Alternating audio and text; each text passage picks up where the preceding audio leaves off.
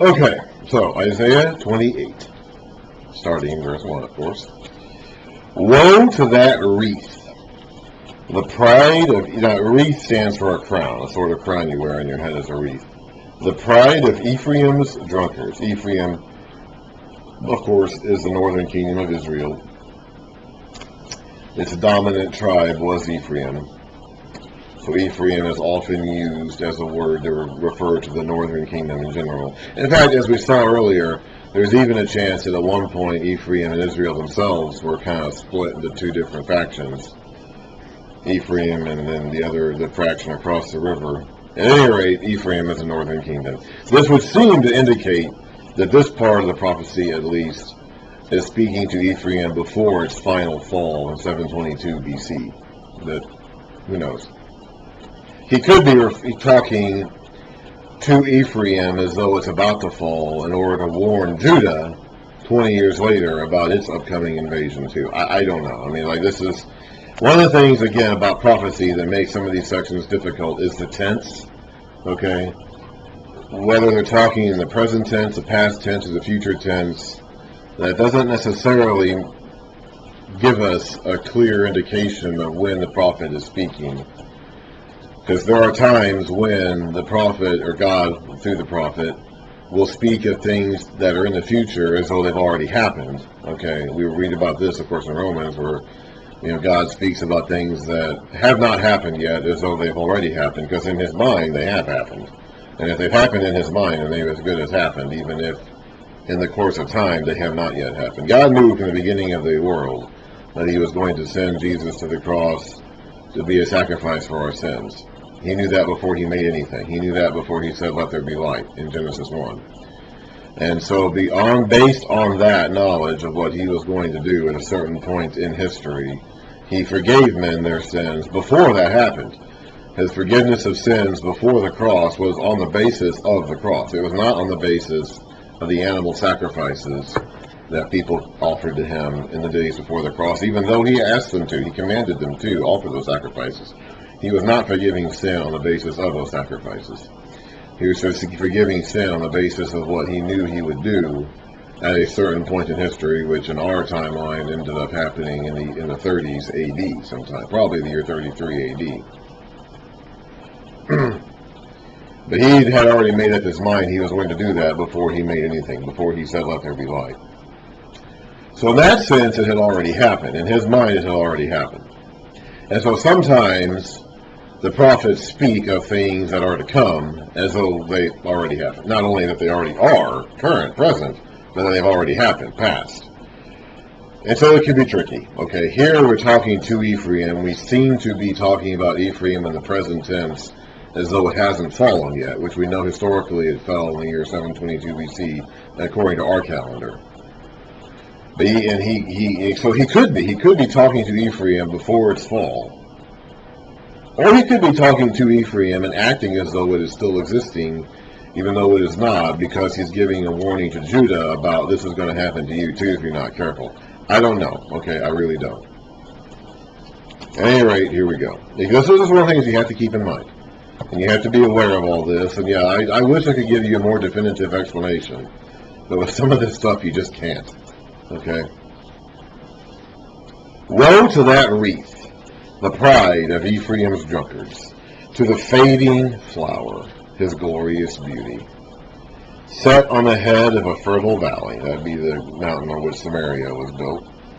To that city, Samaria, the pride of those laid low by wine. See, the Lord has one who is powerful and strong, like a hailstorm and a destructive wind. This would be Assyria. Like a driving rain and a flooding downpour. He will throw it forcefully to the ground. He is going to throw Samaria forcefully, the city on the hill, forcefully to the ground. That wreath, that's the city, the pride of Ephraim's drunkards, will be trampled underfoot. That fading flower, his glorious beauty, set on the head of a fertile valley, will be like a fig ripe before harvest. As soon as someone sees it and takes it in his hand, he swallows it. This is clearly referring to Samaria's downfall at the hands of the Assyrians, which again happened in the year 722 BC. Is he uttering this prophecy before that to refer to that event, or is he using that event as a context for his message to Judah and Jerusalem as they deal with Assyria 20 or so years later, coming after them? I don't know. In that day, the Lord Almighty will be a glorious crown, a beautiful wreath for the remnant of his people. So the wreath that they wanted to crown themselves with was nothing. It was a fading flower. It disappeared. It was smashed and destroyed. But the crown that God gives us will be for the remnant of our people. It will be glorious and beautiful for the remnant of his people. He will be a spirit of justice to him who sits in judgment, a source of strength to those who turn back the battle at the gate. And these also stagger from one. So God is the source of your strength, not foreign alliances or anything else. And these also stagger from wine and reel from beer. Priests and prophet stagger from beer and are befuddled with wine. They reel from beer. They stagger when seeing visions. They stumble when rendering decisions. All the tables are covered with vomit, and there is not a spot without filth. Who is it that he's trying to teach? To whom is he explaining his message? Now these seem to be the drunken priests and prophets who are talking about Isaiah as kind of mocking him. It seems to be. This is one of those cases where the speaker changes and the person being spoken to changes, and it can be difficult to follow who's speaking to whom and who's saying what to whom. That can be tricky.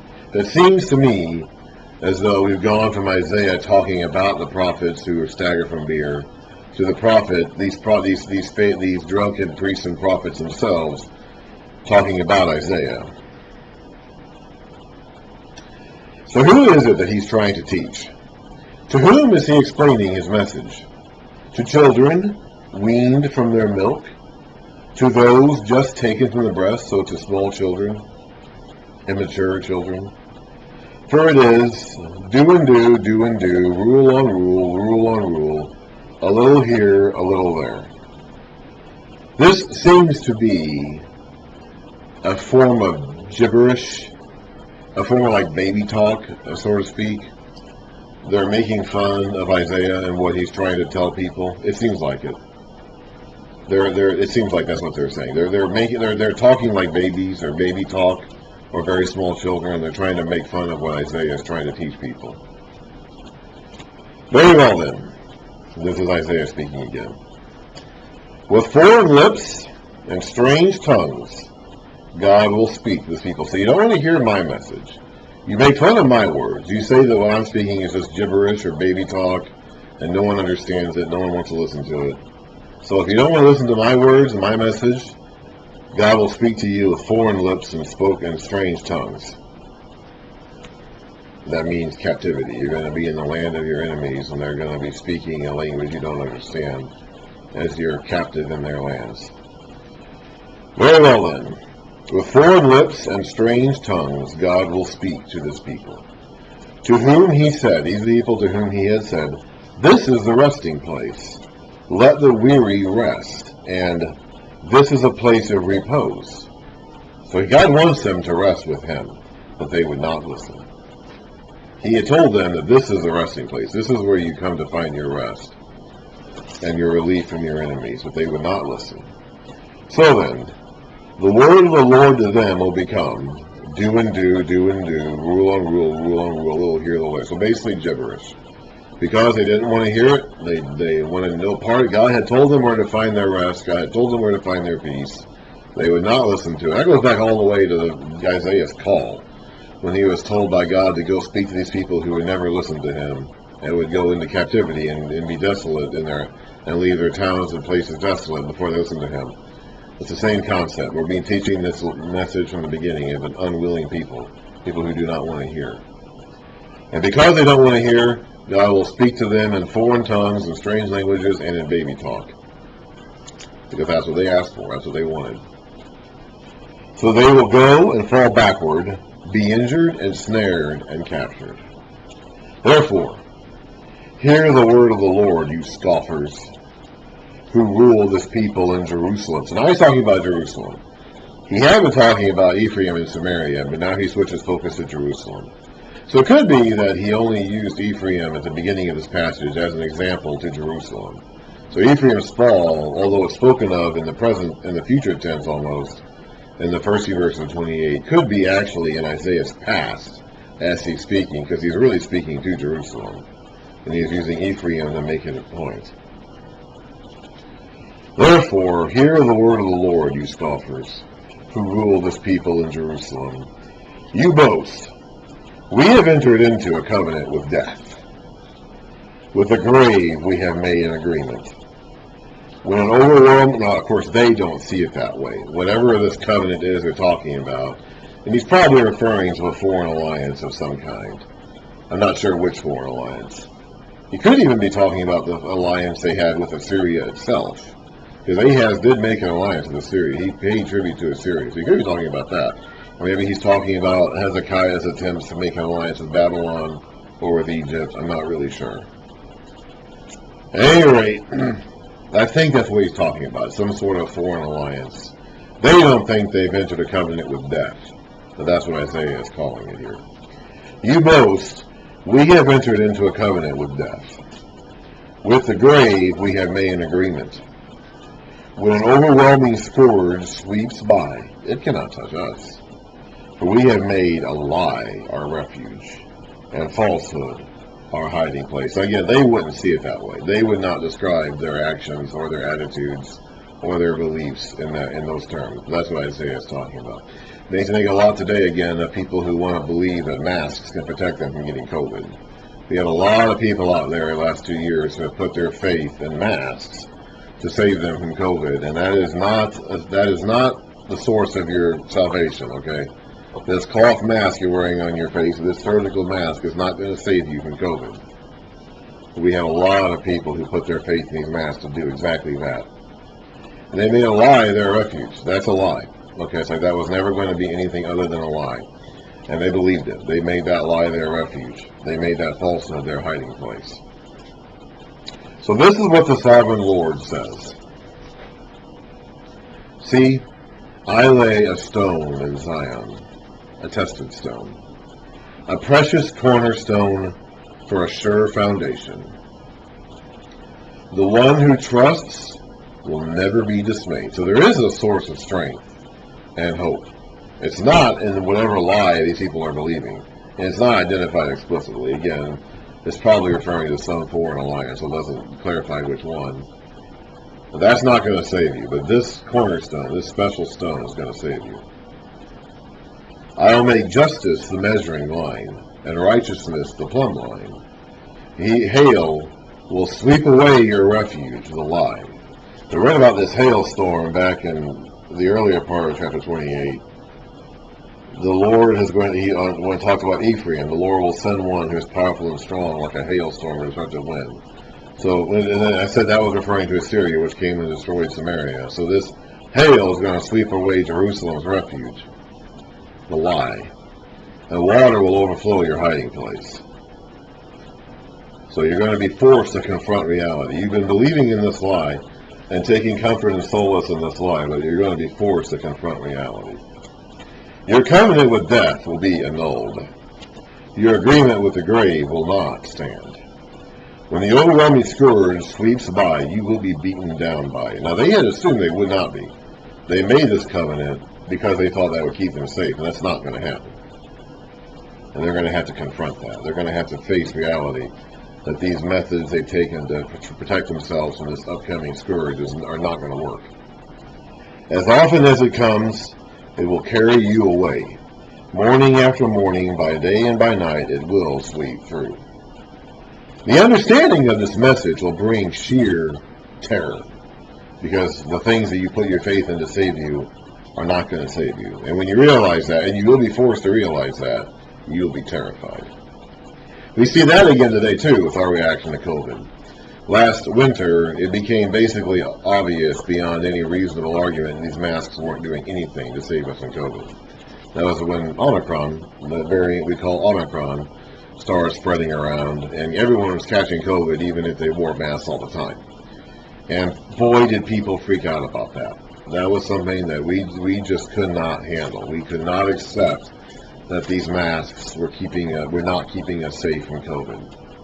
And so we had a lot of people who experienced sheer terror because the lie they had been believing in and taking refuge in did not protect them in the end. The bed is too short to stretch out on. The blanket too narrow to wrap around you, so you can't get comfortable and relax. The Lord will rise up as he did at Mount Perazim. He will rouse himself as in the valley of Gibeon. We read about Gibeon in Judges chapter 6, 7, and 8, I believe it is. Actually, excuse me, that's Gideon. This is Gibeon with a B, not a D. All right, where are you, Mount Perazim?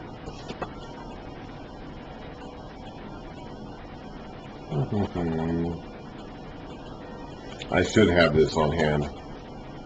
I knew that I needed to look up. I have it referenced here somewhere. All these references I've got, though, I get confused because I have so many of them. I mean, if I wanted to, when you get to this point in the Old Testament, as late as we're getting now, just about every verse refers to something else in the Old Testament somewhere. Okay, that's why, now this Bible does not, but that's why a lot of Bibles will have in the columns these little references, and they have these little, lowercase italicized letters that point to these references where you can look up other verses in the Bible that these verses here reference. Because when you get to these prophet sections,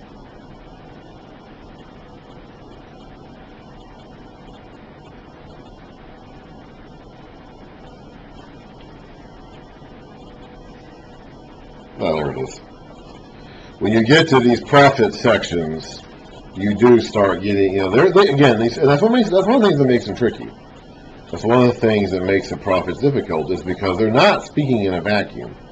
They're not making things up. They're speaking about things that have already happened in their history, and that they're referring back to specific teachings in the law or specific experiences that people have already had.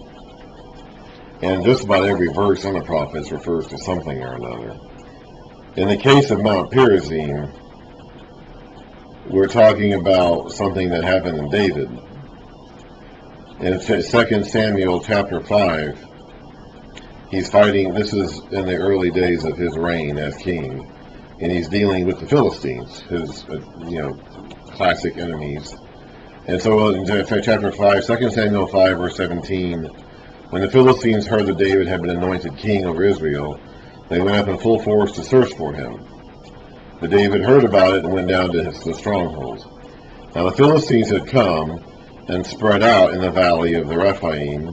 So David inquired of the Lord, "Shall I go and attack the Philistines? Will you hand them over to me?" The Lord answered him, "Go, for I will surely hand the Philistines over to you."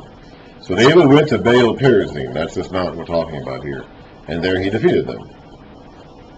As he said, "As waters break out, so the Lord has broken out against my enemies before me." So that place was called Baal Perazim. The Philistines abandoned their idols there, and David and his men carried them off. We have a footnote down here that says Baal Perazim means the Lord who breaks out. So this reference to Perazim here in Isaiah 28 is a reference to David's victory over the Philistines on Baal Perazim, Mount Perazim, as recorded in 2 Samuel 5.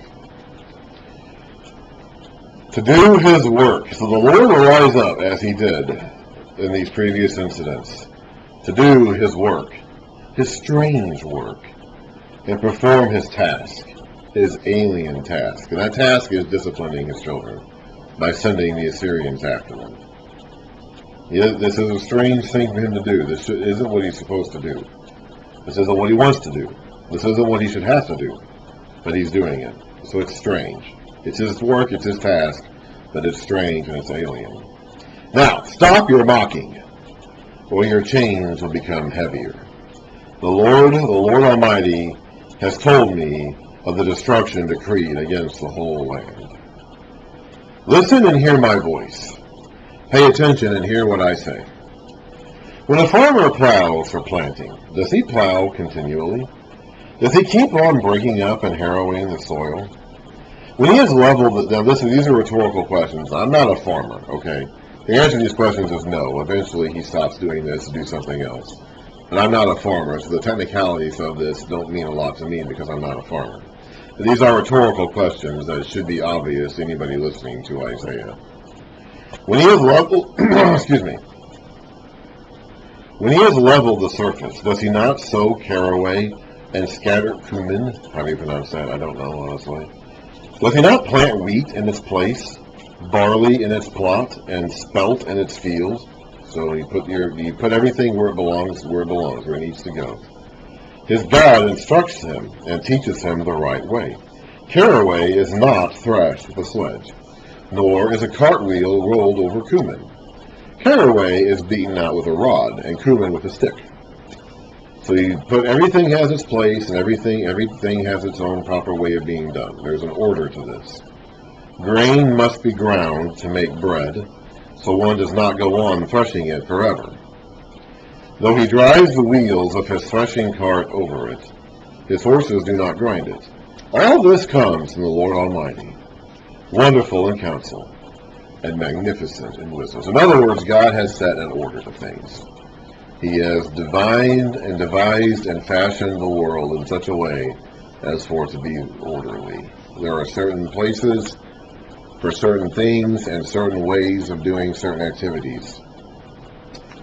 And the Lord, and this is wonderful in counsel and magnificent in wisdom. This makes me think a lot of what we called this child to be born. Remember in Isaiah 9, we were talking about this child to be born someday? And it was not Mahar Halal Hashbaz. It was some other kid to be born someday, and he will be called, chapter 9, verse 6, Wonderful Counselor, Mighty God, Everlasting Father, Prince of Peace. It sounds a lot like that, huh? Wonderful in counsel and magnificent in wisdom. A hint that this child to be born someday is going to be of this nature. He's going to be of God.